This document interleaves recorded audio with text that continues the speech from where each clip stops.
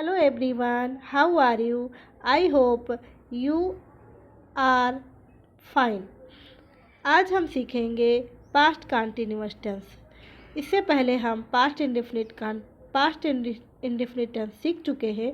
अब हम सीखेंगे past continuous tense. Past continuous tense की पहचान क्या होती है?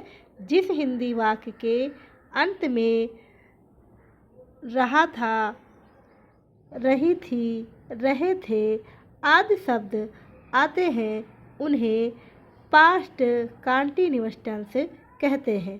जैसे प्रेजेंट कंटिन्यूअस टेंस में होता है, वैसे ही पास्ट कंटिन्यूअस टेंस की भी पहचान होती है। अंतर क्या होता है? उसमें रहा है, रही है, और इसमें पास्ट कंटिन्यूअस टेंस में रहा था, रही थी आदि शब्द आते हैं। Affirmative sentence. सेंटेंस हमारे 4 तरह के होते हैं: affirmative, negative, interrogative and negative.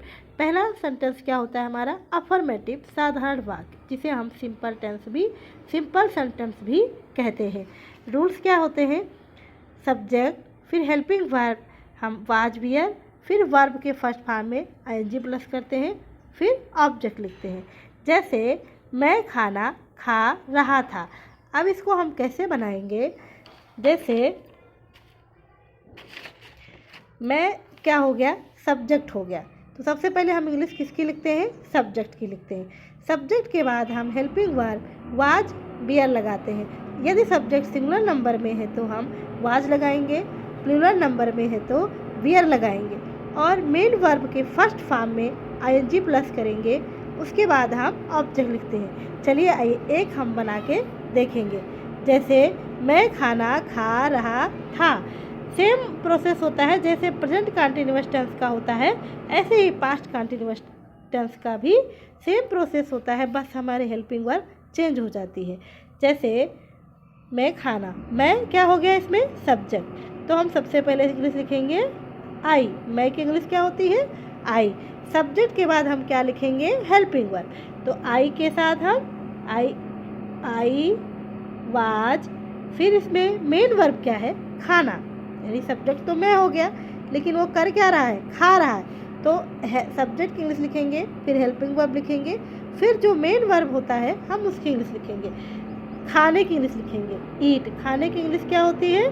Eat. Eat first form होता है, इसमें हम आईएनजी प्लस करेंगे, तो क्या हो जाएगा? ईटिंग। फिर ऑब्जेक्ट क्या है हमारा? खाना, फिर हम लिखेंगे ईटिंग द फूड।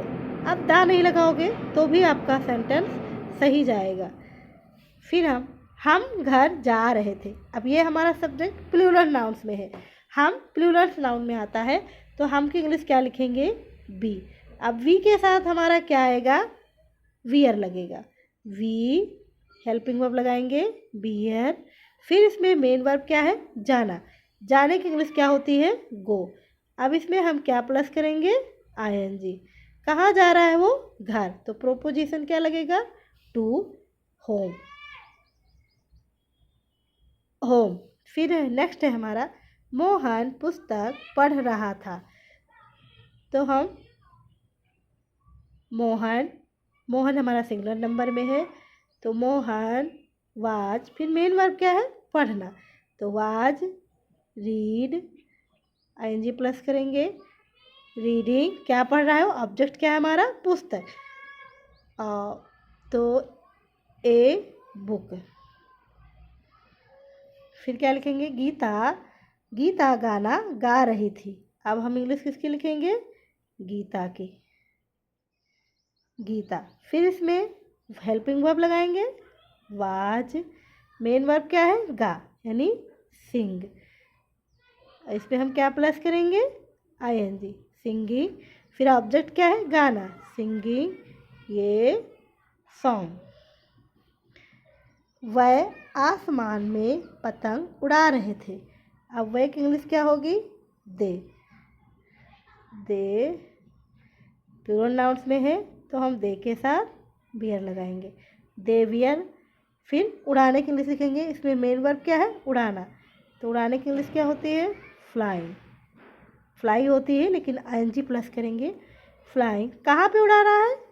आसमान में है तो प्रीपोजिशन इन लगेगा, इन द स्काई। ऑब्जेक्ट क्या है? स्काई। ऐसे हमारा सेंटेंस बनेगा। उम्मीद करती हूँ आप लोगों को ये वीडियो अच्छा लगेगा। अगर पसंद आए तो लाइक और सब्सक्राइब ज़रूर कीजिए और हमारे साथ आप टेंस ज़रूर सीखिए। धन्यवाद।